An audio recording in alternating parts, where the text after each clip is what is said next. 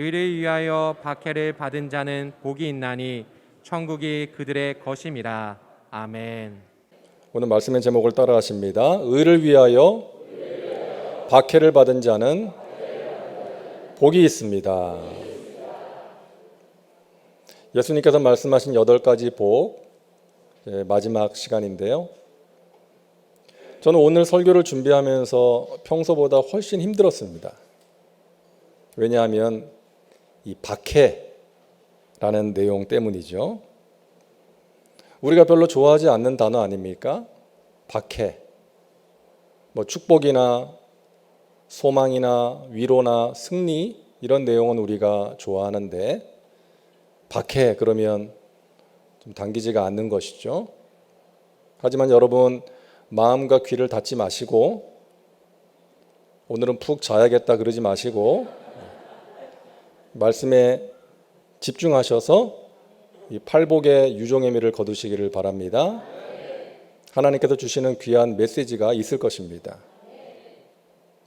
제가 터키에 있을 때 어떤 터키 청년 한 명이 이제 이슬람에서 기독교로 개종을 했습니다. 선교사님이 전한 복음을 듣고 이제 예수님을 영접했어요. 그러고 나니까 그 집안이 발칵 뒤집힌 것입니다. 나의 딸을, 내 누이를 이렇게 만든 선교사 가만두지 않겠다. 막 위협을 하고 너 앞으로 교회 절대 가지 마라. 그리고 다시금 이슬람으로 개종을 해라. 그렇게 핍박을 했음에도 불구하고 말을 듣지 않으니까 결국 집에서 쫓겨났습니다. 먹고 살아야 되니까 생활비를 벌어야 되니까 이제 월계수 비누, 터키에서 유명한 그 월계수 비누와 올리브 기름을 팔아서 이제 생계를 유지하는 거예요. 그 소식을 듣고 이제 제가 사역하던 교회에서 이제 교회 차원에서 광고를 해서 이제 그 물건을 구입해주고 그 청년을 도와줬던 그런 적이 있습니다. 이처럼 여러분 예수님을 믿는다는 이유로 박해받고 있는 사람들이 지금 이 지구상에 많이 있다는 거예요. 저 북한에도 10만 명이 넘는 지하 교인들이 있다고 하지 않습니까? 예수님을 믿는다는 이유로 박해받는 사람들. 하지만 그럼에도 불구하고 그 박해를 기꺼이 감당하는 사람들. 자기 십자가를 지고 주님을 따라가는 사람들이 있는 것입니다. 예수님께서는 그런 사람들이 복이 있다라고 말씀을 하십니다. 의를 위하여 박해를 받은 자는 복이 있나니 천국이 그들의 것입니다. 자, 먼저 우리가 생각해야 될 것은 의를 위하여 박해를 받는다는 것이 어떤 의미인가 하는 것입니다. 자, 다음 절 11절을 보면 알 수 있습니다. 나로 말미암아 너희를 욕하고 박해하고 거짓으로 너희를 거슬러 모든 악한 말을 할 때에는 너희에게 복이 있나니. 의를 위하여 박해를 받는다는 것은 예수님으로 말미암아 박해를 받는 것입니다. 예수님을 믿는 것 때문에 말씀을 따라가는 것 때문에 어려움을 당하는 것입니다. 여러분 의의 반대 개념은 죄 아닙니까? 죄. 성경을 보면 의인은 없나니 하나도 없다라고 말씀하고 있고요. 모든 사람이 죄를 범하였다라고 말씀하고 있습니다. 그러니까 성경이 말하는 죄는 도덕적인 죄, 법을 어기는 죄의 차원을 넘어서서 하나님과의 관계가 끊어진 상태를 말하는 거예요. 최초의 인간인 아담의 범죄로 말미암아 모든 인류가 죄 가운데 있게 된 것이죠. 그래서 화목제물로 오신 예수 그리스도를 믿음으로 말미암아 하나님과의 관계가 회복될 때에 우리는 죄인에서 의인으로 거듭나게 되는 것입니다. 의가 그런 의미예요. 하나님과의 바른 관계를 말하는 것입니다. 예수 그리스도를 믿음으로써 하나님과 단절되었던 관계가 회복되면, 하나님과 바른 관계 속에서 살아가게 되면 아까 그 터키 청년처럼 하나님을 믿지 않는 세상, 죄와 불의가 가득한 세상과 충돌이 생기는 것이죠. 타협하고 양보할 수 없는 부분이 생기는 것입니다. 그러다 보니까 박해 또는 손해가 따르게 되는 것이죠. 마귀는 믿는 자들에게 유혹합니다. 적당히 살아. 이 세상이 그렇지 않니? 그냥 적당히 타협하면서 편하게 살아라 라고 유혹을 해요. 그런데 그렇게 살면 편하게 살 수 있을지는 몰라도 우리를 향하신 하나님의 선하신 뜻은 이루어질 수가 없는 것입니다. 여러분, 요셉을 보세요. 요셉은 주인 마님의 유혹을 받았을 때 그 유혹에 응했다면 아마 편하게 살 수 있었을 거예요. 좋은 옷도 사주고 용돈도 두둑히 주지 않았겠습니까? 하지만 요셉은 하나님을 믿는 사람이었기 때문에 내가 어찌 하나님께 죄를 지을 수 있겠습니까? 하면서 그 유혹을 단호하게 뿌리칩니다. 그 결과 박해가 다가왔죠. 억울한 누명을 뒤집어 쓰고 감옥에 들어가게 됩니다.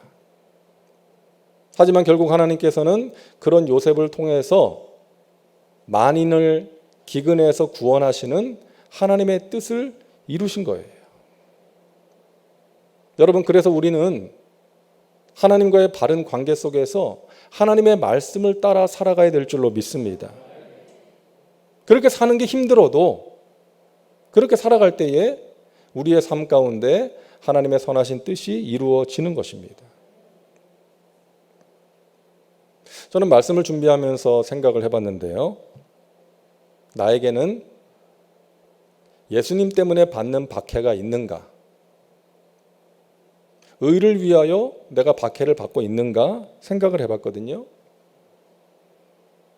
저는 모태신앙으로 믿는 가정에서 자랐기 때문에 예수님을 믿는 것 때문에 박해를 받은 적이 없습니다.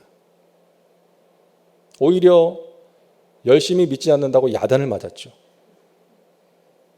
지금도 마찬가지예요. 내가 예수님을 믿는다는 것 때문에, 내가 목사라는 것 때문에 받는 박해가 없어요. 여러분은 어떻습니까?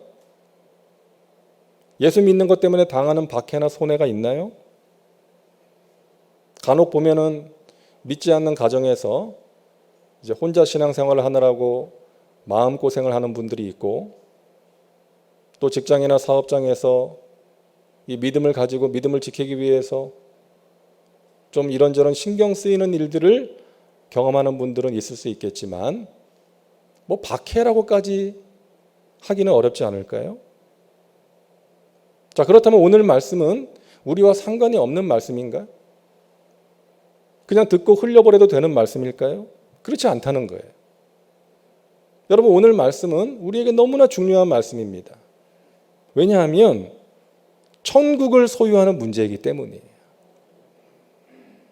오늘 말씀 다시 보겠습니다. 의를 위하여 박해를 받은 자는 복이 있나니 천국이 그들의 것임이라. 여러분, 우리가 아는 것처럼 천국은 믿음으로 가죠.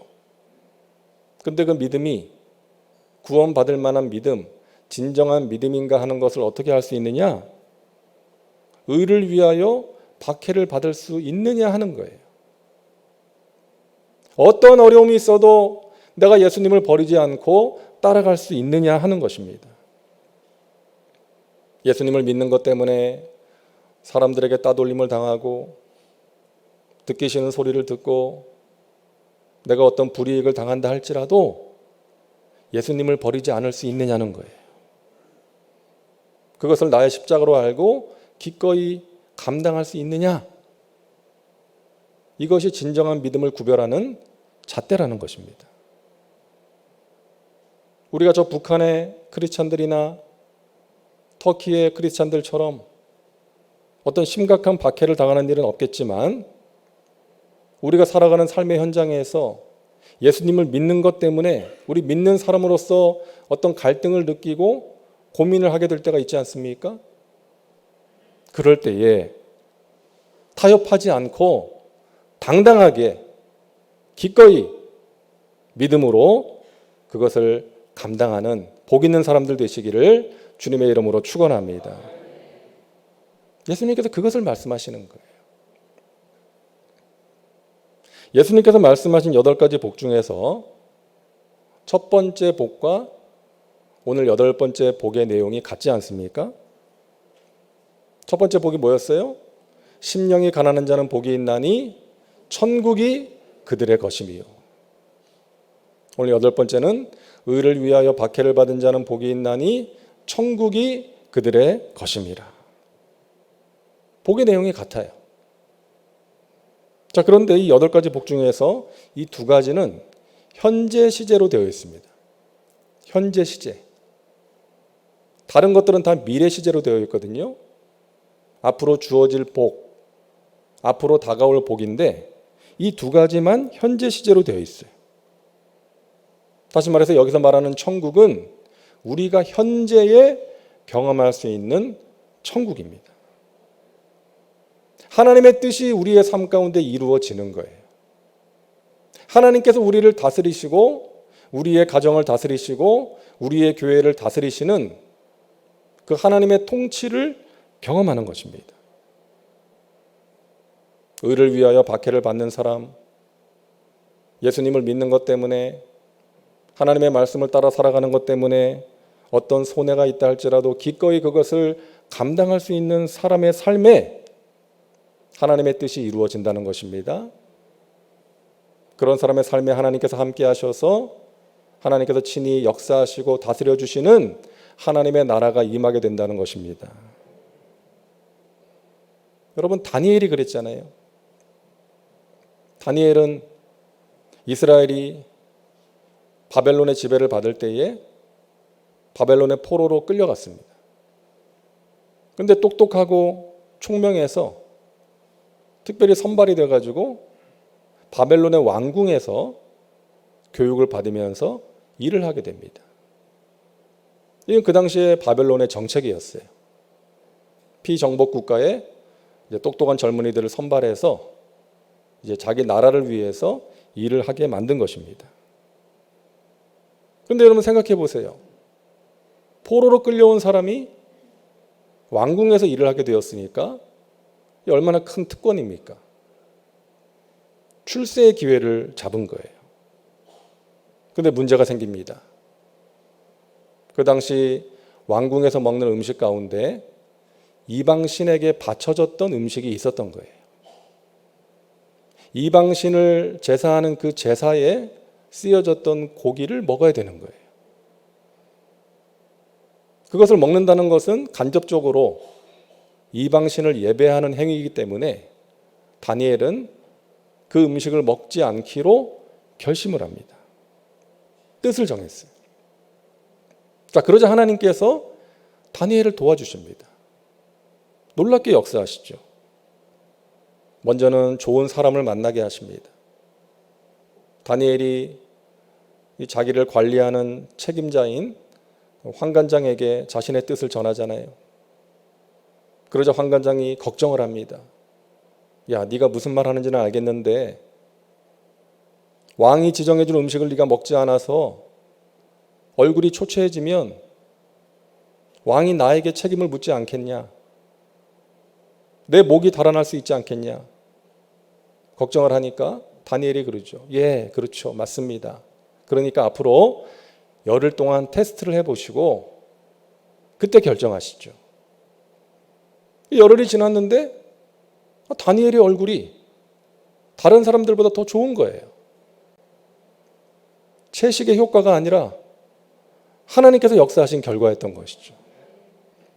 그래서 환관장이 허락을 해줍니다. 여러분 생각해 보세요. 이 환관장은 좋은 사람이었어요.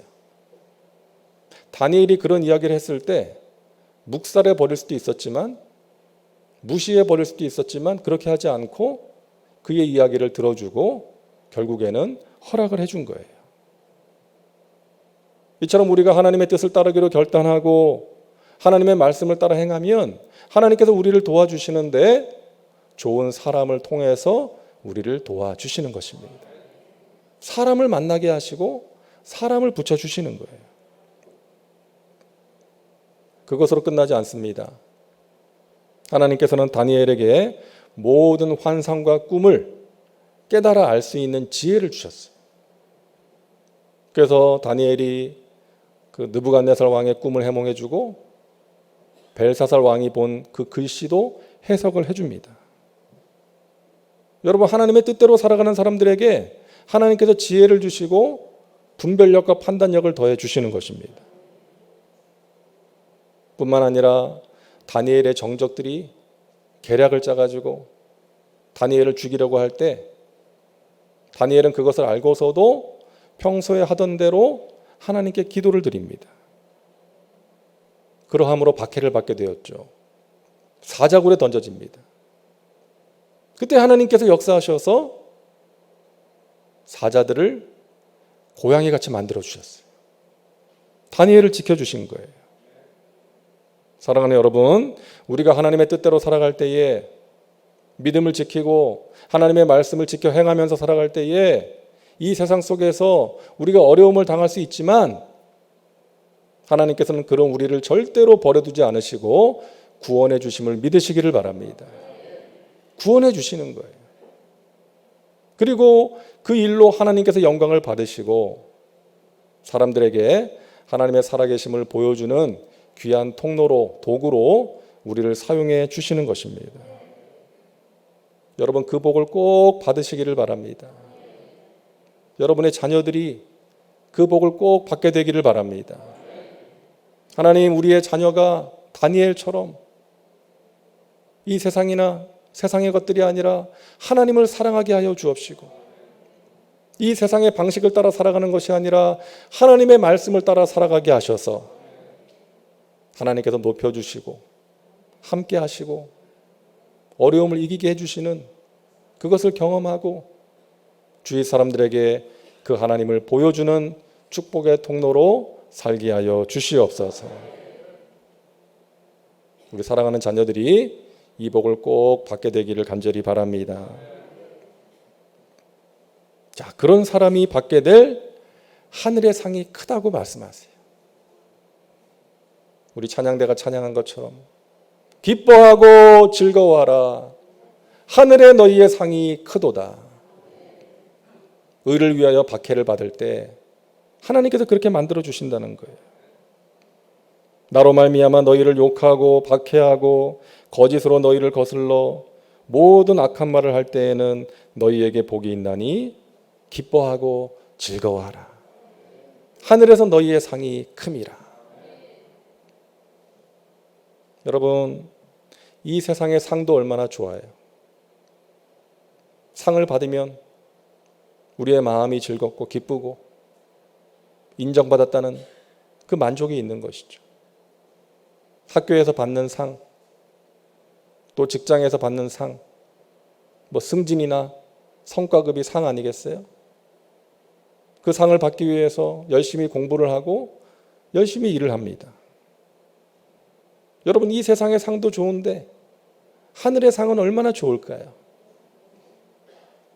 대통령상을 받아도 영광스럽고 막 자랑스러운데 우리 하나님이 주시는 상을 받으면 얼마나 영광스럽고 자랑스러울까요? 여러분, 그 복을 꼭 받으시기를 바랍니다. 불의 전차라는 영화가 있습니다. 1981년에 개봉된 영화인데요. 이 영화의 주인공은 실제 인물인 에릭 리들이라는 사람입니다. 스코틀랜드 사람이에요. 신실한 기독교인이고 탁월한 육상 선수였습니다. 많은 사람들의 관심과 기대 속에서 1924년 파리 올림픽에 영국 국가대표로 참가하게 됩니다. 자, 그런데 자신의 주 종목인 100m 경기가 주일에 열린다는 사실을 알고 불참을 선언합니다. 저는 주일에는 뛰지 않습니다. 주일은 하나님께서 정하신 안식일이고 예배를 드려야 하기 때문에 경기에 출전할 수 없습니다. 강력한 금메달 후보였는데 그 금메달을 포기한 거예요. 그래서 그 조국의 언론과 국민들로부터 아주 비난을 듣게 됩니다. 옹졸한 신앙인, 조국의 명예를 버린 위선자, 이런 비난을 받았지만 굴하지 않고 뜻을 굽히지 않았어요. 그리고 결국 우여곡절 끝에 400m 경기에 출전하게 됩니다. 영화를 보면요, 이 400m 경기가 열리기 전에 어떤 사람이 이 에릭의 손에 쪽지를 전달을 하는데, 이 에릭이 경기 전에 쪽지를 펴보니까 이런 글이 써 있는 거예요. 나를 존중히 여기는 자를 내가 존중히 여기리라. 이 성경 말씀이 써 있는 거예요. 당신이 하나님을 존중히 여겼기에 하나님께서 당신을 존중히 여기실 것입니다. 이런 메시지였던 거예요. 그리고 결국 이 에릭 리들은 처음 출전한 400m 경기에서 세계 신기록으로 금메달을 따게 됩니다. 기자들이 질문을 했어요. 당신의 주종목도 아닌데 어떻게 그런 좋은 기록으로 금메달을 목에 걸 수 있었습니까? 이 에릭은 기다렸다는 듯이 대답을 합니다. 처음 200m는 힘껏 저의 최선을 다해 달렸습니다. 그리고 나머지 200m는 하나님의 도우심으로 더 빨리 달릴 수 있었습니다. 하나님은 나를 빠르게 만드셨습니다. 그러므로 나는 그것을 통해 하나님의 영광을 드러내는 것이 내가 달리는 목적입니다. 사랑하는 여러분, 우리가 하나님을 존귀하게 여기면 하나님께서 우리를 존귀하게 여기실 줄로 믿습니다. 우리가 하나님을 기쁘시게 하면 하나님께서 우리에게 기쁨을 주실 줄로 믿습니다. 영원한 천국을 주시고 이 땅에서도 하나님의 뜻이 이루어지고 하나님께서 다스리시는 천국을 경험할 수 있도록 인도해 주실 줄로 믿습니다. 여러분, 하나님을 존귀하게 여기시기 바랍니다. 이 세상의 그 무엇과도 나는 예수님을, 하나님을 바꿀 수 없습니다. 이 세상의 그 무엇보다도 나는 예수님을 사랑합니다. 이 세상 명예와 부귀와 영화와 바꿀 수 없습니다. 우리가 이런 고백을 가지고 예수님을 더욱더 사랑하고 예수님을 더욱더 가까이 하며 내 뜻, 내 생각, 이 세상의 방식대로 살아가는 것이 아니라 예수님의 말씀을 따라 살아갈 때에 예수님께서도 우리를 존귀하게 여기시고 우리를 기뻐하시고 우리에게 귀한 은혜와 신령한 복을 더해 주실 줄로 믿습니다. 자, 그동안 우리가 예수님께서 가르쳐 주신 8가지 복에 대해서 말씀을 나누었는데요. 이 8복이 가르쳐 주는 핵심 내용은 이것입니다. 진정한 복은 소유가 아니라 인격이요 관계라는 것입니다. 이게 8복이 우리에게 주는 메시지예요. 따라하세요. 진정한 복은 소유가 아니라 인격이요 관계다. 여러분 믿으시기 바랍니다. 인간의 특징 가운데 하나는 의존성입니다. 누군가를 의지하게 된다는 거예요. 혼자서 살 수 없습니다. 관계를 맺으면서 살아가는 것이 인간입니다. 근데 이 8복은 모두가 관계의 복이에요. 심령이 가난한 자, 애통하는 자, 온유한 자, 하나님과의 관계, 사람들과의 관계입니다. 근데 여러분, 가장 심령이 가난했던 분이 누구예요? 예수님이시죠. 죄에 대해서 가장 애통해 하시는 분이 누구세요? 예수님이세요. 가장 온유한 분이 누구십니까? 예수님이신 거죠. 가장 긍휼이 풍성하신 분이 예수님이십니다. 결국 예수님을 닮는 사람이 복 있는 사람이라는 거예요. 저와 여러분이 세월이 가면 갈수록 신앙의 연륜이 쌓이면 쌓일수록 예수님을 닮아가는 팔복의 주인공들 되시기를 주님의 이름으로 축원합니다. 그러함으로 우리 주님이 주시는 승리와 은혜와 복을 경험하시고 또 이 세상을 향해서 주위의 사람들을 향해서 나누어주는 축복의 통로로 귀하게 쓰임받는 저와 여러분 모두가 되시기를 주님의 이름으로 축원합니다. 기도합니다. 사랑과 은혜가 풍성하신 좋으신 하나님, 우리를 사랑하셔서 영원한 죄와 저주와 사망에서 구원해 주시고 하나님과의 관계가 회복되게 하셔서 죄인에서 의인으로 거듭나게 하신 것 감사합니다. 하나님과의 관계 속에서 살아갈 때 이 세상에서 우리가 어떤 손해를 당하고 마음의 갈등과 고민을 경험할 때가 있음을 고백합니다. 그러할 때에 하나님을 향한 굳건한 믿음으로 이기게 도와주시고 그러함으로 나의 삶 가운데 하나님의 선하신 뜻이 이루어지고 하나님의 영광이 나타나는 그러한 복된 삶을 살아갈 수 있도록 인도하여 주시옵소서. 우리 사랑하는 자녀들이 그 복을 받게 하여 주시옵소서. 예수님의 이름으로 기도하옵나이다. 아멘.